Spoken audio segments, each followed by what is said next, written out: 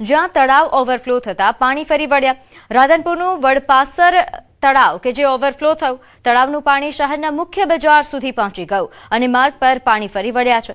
સરકારી hospital, bus stand, police station અને નગરપાલિકા તરફનો માર્ગ પાણીમાં ગરકાવ થયો। મુખ્ય માર્ગ પર ઢીચણ સમા પાણી ભરાતા વાહન ચાલકો અને રાહદારીઓને હાલાકી ભોગવવાનો વારો આવ્યો છે। મેઇન બજારમાં પાણી ઘૂસતા વેપારીઓમાં ભારે રોષ। પાણી ભરાવવાથી વેપાર ધંધા પર માઠી અસર પડી।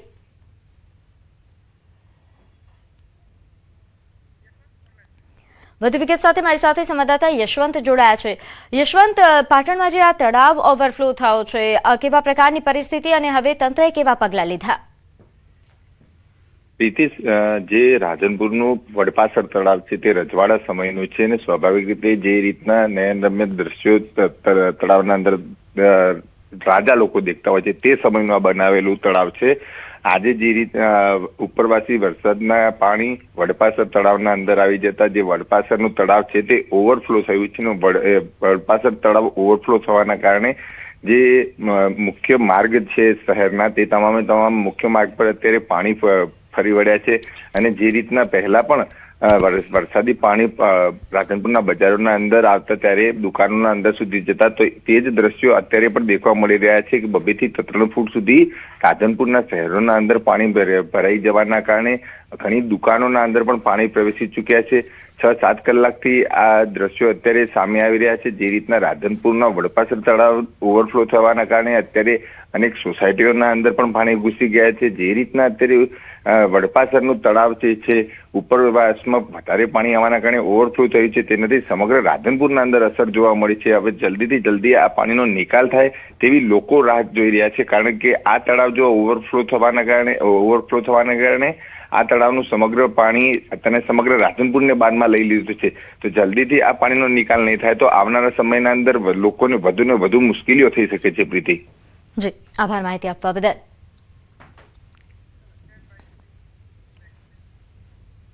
તો બીજી તરફ મચ્છુ 3 ડેમના 2 દરવાજા 2 ફૂટ સુધી ખોલવામાં આવ્યા। 21 ગામોને એલર્ટ કરાયા છે। મોરબીના જૂના સાદુડકા પાસે આવેલા મચ્છુ 3 સિંચાઈ યોજનામાં રૂલ લેવલ મુજબ પાણી ભરાતા અને સતત આવક ચાલુ રહેતા ડેમના 2 દરવાજા 2 ફૂટ સુધી ખોલવામાં આવ્યા છે। ડેમમાં 3,348 ક્યુસેક આવક સામે 3,348 ક્યુસેક જાવક પણ ચાલુ છે। વહીવટીતંત્રએ મોરબી તાલુકાના 13 અને માળિયા તાલુકાના 8 મળીને કુલ 21 ગામોને એલર્ટ જાહેર કર્યું। ગ્રામજનોને નદીના પટમાં અવરજવર ન કરવા અને સાવચેતી રાખવા માટે અપીલ કરવામાં આવી।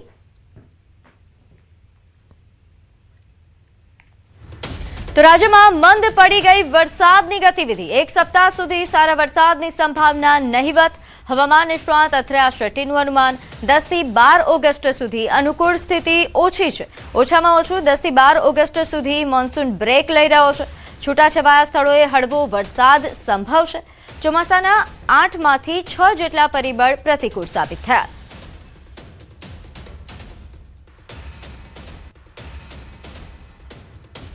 તો રાજ્યમાં 9 ઓગસ્ટ બાદ ફરી વરસાદની સંભાવના। જ્યોતિષશાસ્ત્રી જયપ્રકાશ માઢકની આગાહી 9 થી 18 ઓગસ્ટ દરમિયાન વરસાદના યોગ છે।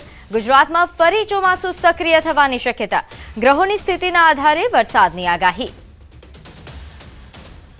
9 ઓગસ્ટે ગુરુનો ઉદય થશે એટલે 9 તારીખથી જ વરસાદની શક્યતાઓ વધી જાય છે।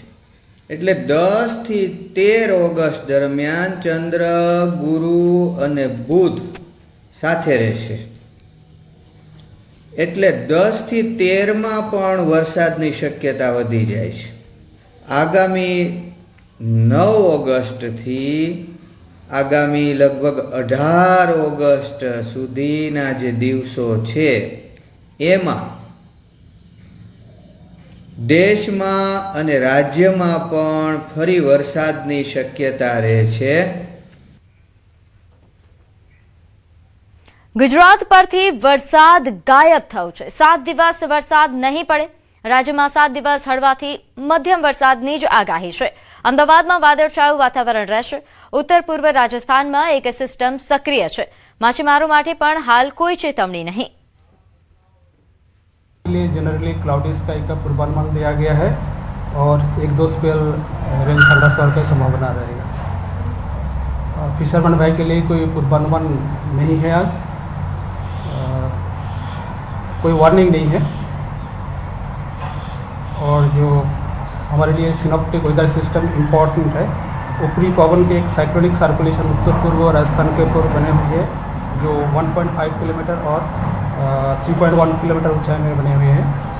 मानसून ट्रफ अभी पास कर रहे हैं बीकानेर, दिल्ली, लखनऊ, पटना, देन पूर्व दिशा में मणिपुर तक विस्तृत है 0.9 किलोमीटर ऊंचाई तक।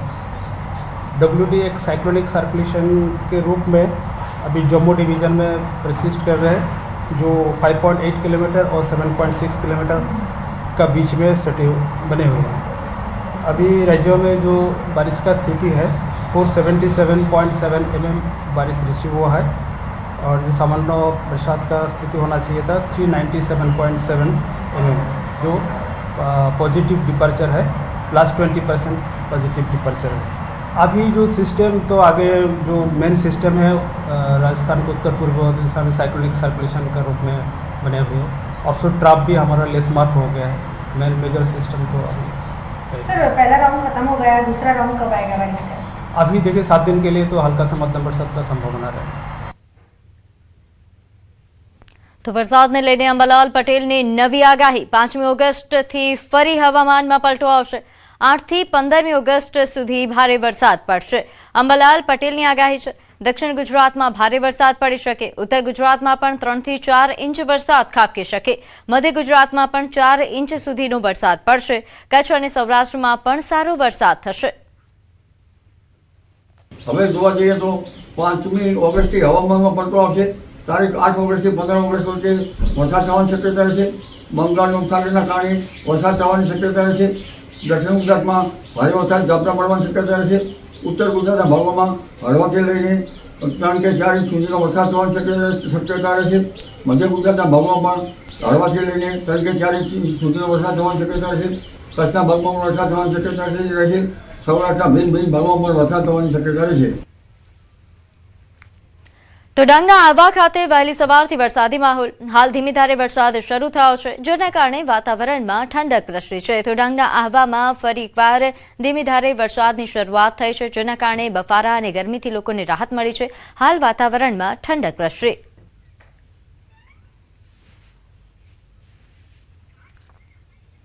તો સુરેન્દ્રનગર જિલ્લામાં પડેલા ધોધમાર વરસાદ બાદ વઢવાણ તાલુકામાં ખેતીને ભારે નુકસાન થયું।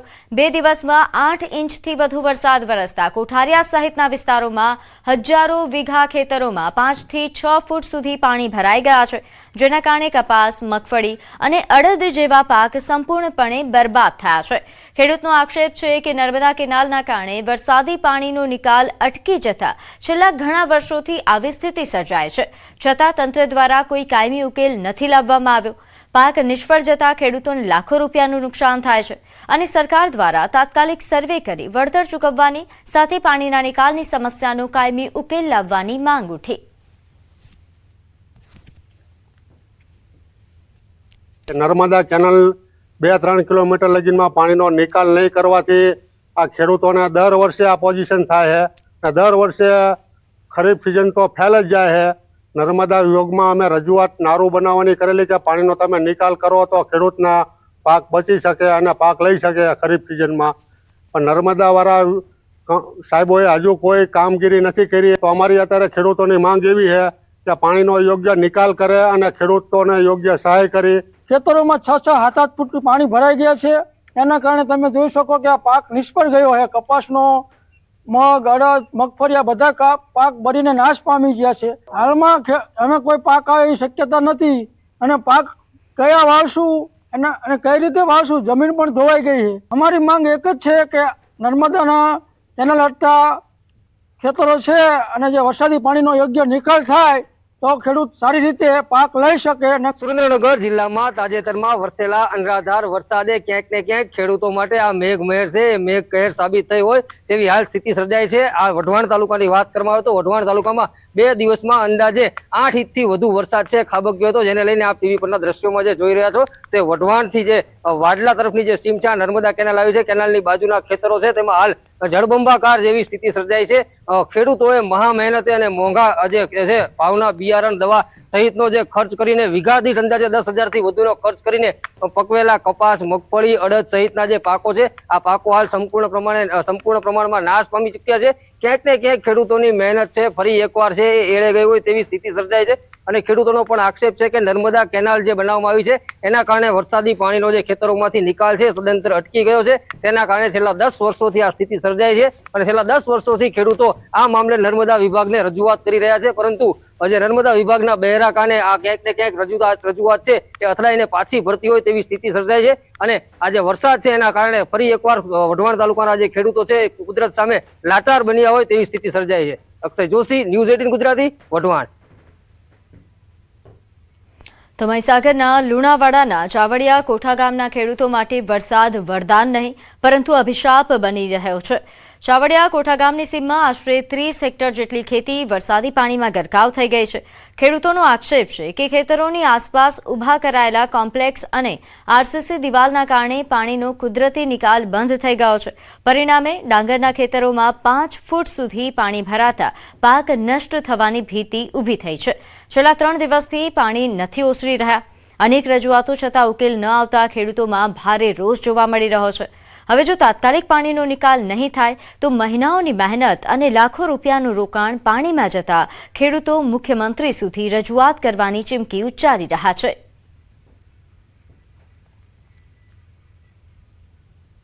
જ્યારે આ કોમ્પ્લેક્સ બનાવતા એ વખતે અમે એ લોકોને કહ્યું ત્યારે એ લોકોએ અમને કહ્યું કે ગટરની વ્યવસ્થા અમે કરીશું અને પાણીનો નિકાલ કરીશું. પણ છેલ્લા 1 વર્ષની અંદર એમણે આગળની જગ્યાનું બધું પૂરણ કરી અને જમીન અમારી બુડાણમાં કાઢેલી છે. એવી આવી 30 હેક્ટર જમીન ખેડૂતોની બુડાણમાં ગયેલી છે અને એ લોકો સદંતર પૂરણ કરી દે અને અમારા વરસાદી પાણીનો નિકાલ 100% બંધ કરી દીધેલો છે. ચારે બાજુ કોટ કરી દીધેલો છે અને સંતરામપુરના 3 નાળાનું પાણી, સંતરામપુર રસ્તાના રોડ પર 3 નાળા છે, નાળાનું પાણી અહીં થઈને વહેતું હતું એટલે આ લોકો સદંતર બંધ કરી દીધું. આ પાણી બેક મારવાના કારણે અમારા ખેતરોમાં પાણી ભરાઈ ગયેલા છે. અત્યારે 4 થી 5 ફૂટ પાણી છે. આ પરિસ્થિતિ આ બાજુમાં જે મકાન ઊભું કરેલું દેખાય છે આપને, એ સામે મકાનવાળાએ કહ્યું જે તે વખતે અમને લઈ અને ચારે બાજુ કમ્પાઉન્ડ વોલ કરીને વરસાદનું જે પાણી નીકળતું એ બ્લોક કરી દીધું છે. બ્લોક કર્યું એટલે પાણી બધું અંદર ખેતીવાડી જમીનમાં આવ્યું. હવે આ ક્યારે જમીન છે સાહેબ? આની અંદરથી પાણીનો નિકાલ ના થાય તો પાણી ક્યાં જાય? સીધું અંદર જ આવે. તો આ તરફ તલાટી કમ મંત્રીને આ અંગે સવાલ કરતા તેમણે જણાવ્યું કે સમસ્યાનો ઉકેલ લાવવા દુકાનદારોને બોલાવી પાણીના ત્વરિત નિકાલ માટે જાણ કરી છે.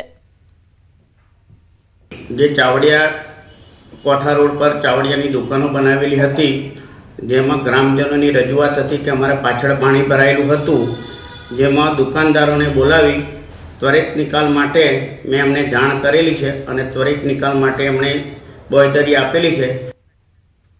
તો આગળ વાત કરીએ. સતત વરસી રહેલા વરસાદે સાબરકાંઠાના શાકભાજી ઉત્પાદક ખેડૂતોની મુશ્કેલીઓમાં વધારો કર્યો છે.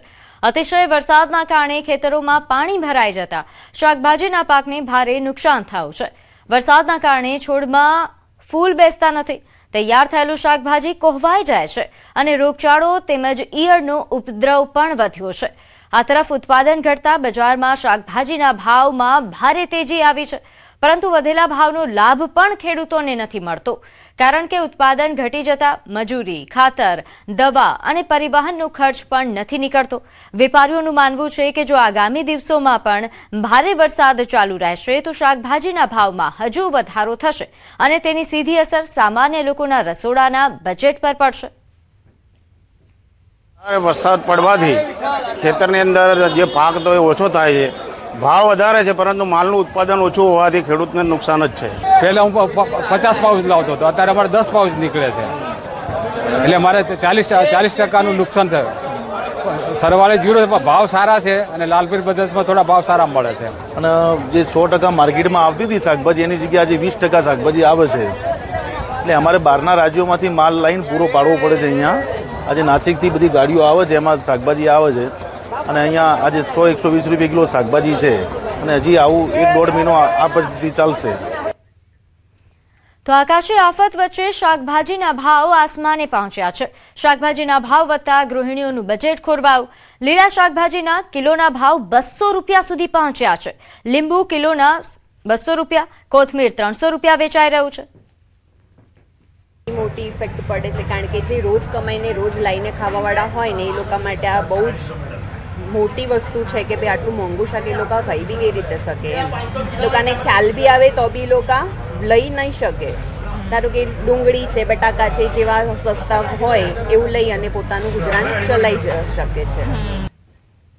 તો આ તરફ મહેસાણામાં તસ્કરો બેફામ બન્યા છે. ધોળે દિવસે બાઇક ચોરીની ઘટનાથી ચકચાર મચી. નાગલપુર હાઈવે પરથી બાઇક ગાયબ થઈ ગઈ.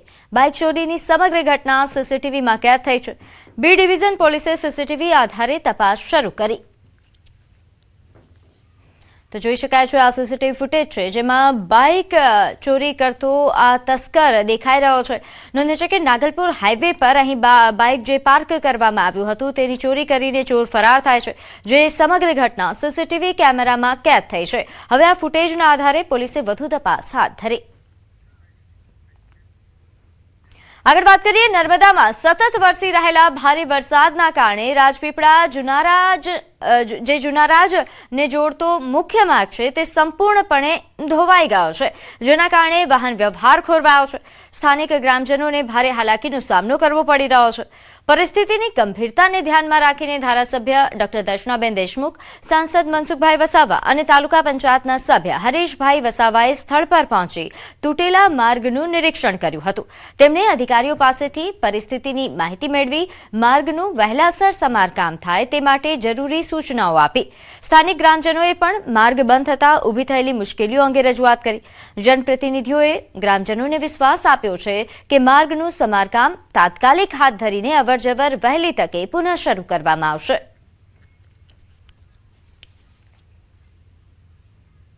ત્યારે હાલ પૂરતું તાત્કાલિક ધોરણે રસ્તો જેટલો વહેલો જલ્દી બની શકે એ માટે સમારકામ કરીને રસ્તાને અવરજવર માટે ઉપયોગી બની રહે એ રીતની વ્યવસ્થા કરવા માટેનું આયોજન કરવામાં આવ્યું છે અને અહીંયા પણ જિલ્લા કક્ષાએ એ રીતની વાત કરી દેવામાં આવી છે, જેથી કરીને લોકોને ત્યાંથી જુનારાજથી રાજપીપળા આવવા જવા માટે કોઈ મુશ્કેલી ન રહે, કારણ કે બધા જ લોકો ખેતીના કામ અંગે કે નાના મોટા રોજગાર અર્થે પણ એ લોકો આવતા હોય છે.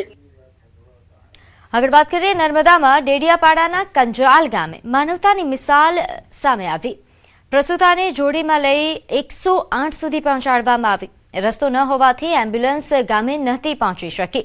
ત્યારે 20 થી 25 ગ્રામજનોએ 1.5 કિલોમીટર સુધી પગપાળા પ્રવાસ કર્યો. 300 મીટર પહોળી નદી જીવના જોખમે પાર કરી અને પ્રસૂતાને સમયસર સારવાર માટે ગ્રામજનોએ સહારો આપીને હોસ્પિટલ પહોંચાડી. રોડ અને આરોગ્ય સુવિધાના અભાવ પર આ ઘટના બાદ સવાલો ઉઠી રહ્યા છે. તો નર્મદાના ડેડિયાપાડાના કંજાલ ગામે આ પ્રકારની ઘટના બની. કચ્છના ભુજના વિસ્તારના મોટા સરાડા ગામમાં રસ્તાઓ બિસ્માર બન્યા છે. થોડા વરસાદમાં જ રસ્તાઓ બિસ્માર બનતા ગ્રામજનો ભારે મુશ્કેલીનો સામનો કરી રહ્યા છે. ખરાબ રસ્તાઓના કારણે એક સગર્ભાને સારવાર માટે ચાદરમાં ઊંચકીને દવાખાને લઈ જવી પડી, જ્યારે એક વૃદ્ધ બીમાર વ્યક્તિને પણ ખભા પર બેસાડીને હોસ્પિટલ પહોંચાડવામાં આવ્યા. સ્થાનિકોનું કહેવું છે કે દર ચોમાસે ગામની આવી જ સ્થિતિ થાય છે. અનેક રજૂઆતો બાદ પણ માર્ગોની સમસ્યાનો કાયમી ઉકેલ નથી આવ્યો. ગ્રામજનોએ માર્ગ મકાન વિભાગ અને સંબંધિત તંત્રને તાત્કાલિક રસ્તાની મરામત કરવાની માંગ કરી. 4 છાંટા આવે અને તમે અમારા જે સરાડા મોટાની રોડની હાલત છે તમે જોઈ શકો છો. 4 વર્ષોથી અરજી લખીને થાકી ગયા છે, તો હજી સુધી એનું કાંઈ નિરાકરણ નથી આવ્યું. અમારે ગામમાં પાણી ફૂલ ભરાય છે એટલે અમને બીજા ગામે જવાનું પડે છે. તો બીજી તરફ રાજ્યમાં અત્યાર સુધીમાં ચાંદીપુરાના કુલ 184 શંકાસ્પદ કેસ નોંધાયા છે, જેમાંથી 35 બાળકોના કેસ પોઝિટિવ આવ્યા છે. અત્યાર સુધીમાં ચાંદીપુરાથી કુલ 22 બાળ દર્દીના મોત થયા છે. હાલ રાજ્યની વિવિધ સિવિલ હોસ્પિટલમાં 7 પોઝિટિવ દર્દીઓ સારવાર હેઠળ છે, જ્યારે 6 પોઝિટિવ દર્દીઓની તબિયતમાં સુધારો થતા તેમને હોસ્પિટલમાંથી રજા આપવામાં આવી છે. આરોગ્ય મંત્રી પ્રફુલ્લ પાનસેરિયાએ માહિતી આપી. માટી કે કાચા મકાનોની તિરાડો પૂરવા માટે પણ તેમણે સલાહ આપી છે. સાવચેતી રાખવા માટે આરોગ્ય મંત્રીએ અપીલ કરી.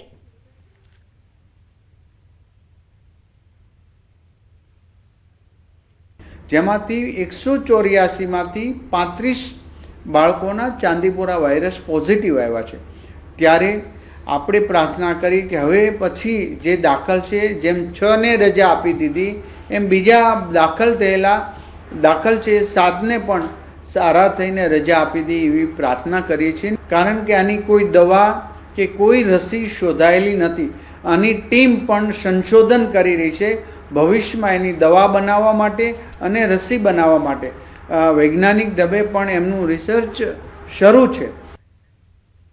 તો બનાસકાંઠામાં ચાંદીપુરાનો કહેર. અમીરગઢના કાનપુરમાં એક બાળકનું મોત થયું છે. ચાંદીપુરા વાયરસથી 10 વર્ષના બાળકનું મોત નીપજ્યું. બાળકને તાવ અને ખેંચ આવતા તેનો રિપોર્ટ ગાંધીનગર મોકલતા પોઝિટિવ આવ્યો હતો. બાળકનું ચાંદીપુરાથી મોત થતા આરોગ્ય વિભાગે 47 જેટલી ટીમો દ્વારા સર્વે હાથ ધરવામાં આવ્યો. મૃતક બાળકના ઘરની આજુબાજુના 50 ઘરોમાં દવાનો છંટકાવ અને ડસ્ટિંગની કામગીરી કરવામાં આવી. અત્યાર સુધી જિલ્લામાં 2 બાળકોના ચાંદીપુરાથી મોત નીપજ્યા છે.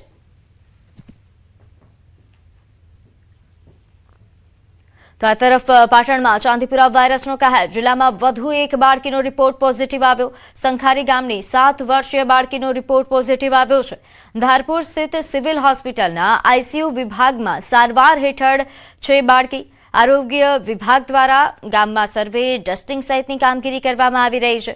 જિલ્લામાં અત્યાર સુધી ચાંદીપુરા વાયરસના કુલ 3 કેસ નોંધાયા છે, જેમાંથી એક બાળકનું મોત થયું છે. આગળ વાત કરીએ બનાસકાંઠા જિલ્લામાં આંગણવાડી વર્કર બહેનોના પડતર પ્રશ્નોને લઈને અંબાજી ખાતે ભારતીય મજદૂર સંઘના બેનર હેઠળ બેઠક યોજાઈ, જેમાં આંગણવાડી બહેનો, આઉટસોર્સ કર્મચારીઓ અને સફાઈ કામદારો જોડાયા હતા.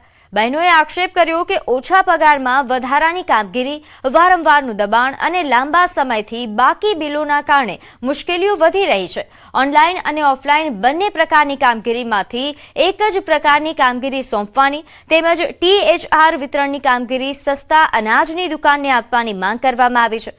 કોર્ટના ચુકાદાની અમલવારી સહિત વિવિધ માંગણીઓ નહીં સંતોષાય તો 17 તારીખથી અચોક્કસ મુદ્દતના આંદોલનની ચીમકી આપવામાં આવી છે. અમારી આંગણવાડી બહેનોની એ જ માંગ છે કે સરકારશ્રીએ જે હાઈકોર્ટનો ચુકાદો આપ્યો છે તે તાત્કાલિક અમલમાં કરે. તાત્કાલિક અમલમાં નહીં કરે તો 17મી તારીખે અમે ઉગ્ર આંદોલન કરીશું. અને બહેનોને એટલું બધું પાયાનું કામ હોય છે કે એ ક્લાસ 1 અધિકારી સાહેબશ્રી પણ નથી કરી શકતા. 8 મહિનાથી અમને બિલો આપવામાં નથી આવ્યા. તો આ મોંઘવારીમાં 10,000 ના અંદર કાર્યકર બેન પોતાના ઘરના પૈસા ખર્ચીને આંગણવાડીના બાળકોને જમાડે છે. કે બિલો માટે માગણી કરીએ છીએ કે અમારા બિલોમાં વધારો કરો, તો પણ આજ દિન સુધી આશ્વાસન જ બિલકુલ મળે. અમારા પ્રતિનિધિ હર મંગળવારે મળવા જાય છે, પણ બિલકુલ આશ્વાસન જ મળે છે. કઈ જેનો નક્કર પગલા લેવામાં આવતા નથી. તો હવે અમે 17 તારીખથી દેશવ્યાપી આંદોલન કરવાના છીએ અને સ્કીમ વર્કરમાંની કાઢી અને લઘુત્તમ વેતન ધારામાં લઈ અને એમનો પગાર વધારે, એના માટે અમારે ઝુંબેશ આ મરણીય પ્રવાસ અમારે કરવાનો છે. તો રાજ્યમાં સરકારી શાળાઓ પ્રત્યે વાલીઓનો વિશ્વાસ સતત વધી રહ્યો છે. ત્યારે હવે મહેસાણા જિલ્લામાં ચાલુ વર્ષે 1100થી વધુ વિદ્યાર્થીઓએ ખાનગી શાળાઓ છોડીને સરકારી શાળાઓમાં પ્રવેશ મેળવ્યો છે. પીએમશ્રી યોજના હેઠળ આધુનિક સુવિધાઓ, સ્માર્ટ ક્લાસરૂમ, AI અને કોડિંગ લેબ સાથે રમતગમત તેમજ સંગીત કલા જેવી સુવિધાઓના કારણે સરકારી શાળાઓ વાલીઓની પ્રથમ પસંદ બની રહી છે. ગુણવત્તાસભર શિક્ષણ અને સ્પર્ધાત્મક પરીક્ષાઓમાં વિદ્યાર્થીઓના સારા પરિણામોથી પણ વાલીઓનો વિશ્વાસ મજબૂત બન્યો છે. જ્યારે હું પ્રાઇવેટ સ્કૂલમાંથી અહીંયા આવી એટલે મને ખૂબ સારું લાગ્યું. વિજ્ઞાનના પ્રયોગો અમને સારા શિક્ષણ સાથે આપે છે. અહીંયા ટેકનોલોજી બી પણ બહુ સારી છે. સ્માર્ટ પેનલ, વિજ્ઞાન મેળો ઉજવવામાં આવે, ઘણા બધા તહેવારો ઉજવવામાં આવે, વિજ્ઞાન શારીરિક ક્રિયાઓ પણ કરાવવામાં આવે. સરકારી શાળામાં મને બધી જ સુવિધા મળી રહે છે. અમારા શિક્ષકો પણ સમયસર આવે છે, સ્માર્ટ પેનલ છે, દરેક રીતે અમને ભણવામાં મદદરૂપ થાય છે. અત્યારે AI નો એનો જમાનો છે, એની અંદર અમારા જે સરકારી બાળકો જે છે એ ખાનગી શાળાઓ કરતાં પણ બહુ સારી રીતે અમારી લેબની અંદર કોડિંગ કરે છે. તો વાલીઓ એના લીધે વધારે એટ્રેક્ટ થયા છે કે અહીંયા કંઈક નવું શીખવા મળે છે અને સરકારી છે કે જ્યાં 1 રૂપિયાની ફી નથી શીખવા માટેની. ખેલ સહાયક તો અમારી જોડે છે જ, એના સાથે અમને સ્પોર્ટ્સ ટીચર આપ્યા. તો સ્પોર્ટ્સની અંદર બી અમે રાજ્યમાં નંબર લાવીએ છીએ. એના સિવાય અલ્પાહાર પોષણ યોજના છે કે જેની અંદર બાળકોને નાસ્તો પણ મળે છે, મુખ્ય મેનુ પણ મળે છે. કે બાળકોને વધારે ગુણવત્તા યુક્ત શિક્ષણ શાળાઓમાં મળી રહે છે અને સરકારી શાળાઓ જે રીતે ઉત્તરોત્તર સારા કામ કરી રહ્યા છે, એમના બાળકો પણ સ્પર્ધાત્મક પરીક્ષાઓની અંદર આગળ વધી રહ્યા છે. એ જોતા વાલીઓએ આ વખતે 1181 બાળકોને આપણી શાળાઓમાં મૂક્યા છે. તો સુરત જિલ્લાના કામરેજ સુગર ફેક્ટરીની બોર્ડ ઓફ ડિરેક્ટર્સની ચૂંટણીને લઈને સહકારી રાજકારણમાં ગરમાવો જોવા મળી રહ્યો છે. વર્તમાન પ્રમુખ અશ્વિન પટેલ અને પૂર્વ ચેરમેન જયેશ પટેલ પોતાની પેનલ સાથે મેદાનમાં ઉતર્યા છે. 18 જૂનના 36,165 સભાસદો આગામી 20મી તારીખે મતદાન કરશે. હાલ બંને પક્ષોએ પ્રચાર તેજ કરી જીતના દાવા કર્યા. મારી કર્મચારીની ટીમના અથાગ પ્રયત્નો અને સભાસદોના અપાર પ્રેમના લીધે અમારી સુગર ફેક્ટરી આજે ટોચના સ્થાને પહોંચી શકી છે એમ કહીએ તો ખોટું નહીં. અને આ વિકાસની જે ગતિ છે એ ગતિ અટકે નહીં એ માટે મને વિશ્વાસ છે કે સભાસદો મારી સમગ્ર ટીમને આવનારા દિવસોમાં વિજયી બનાવશે. સમાચારોમાં હાલ બસ આટલું જ. આપ જોતા રહો ન્યૂઝ 18 ગુજરાતી. નમસ્કાર.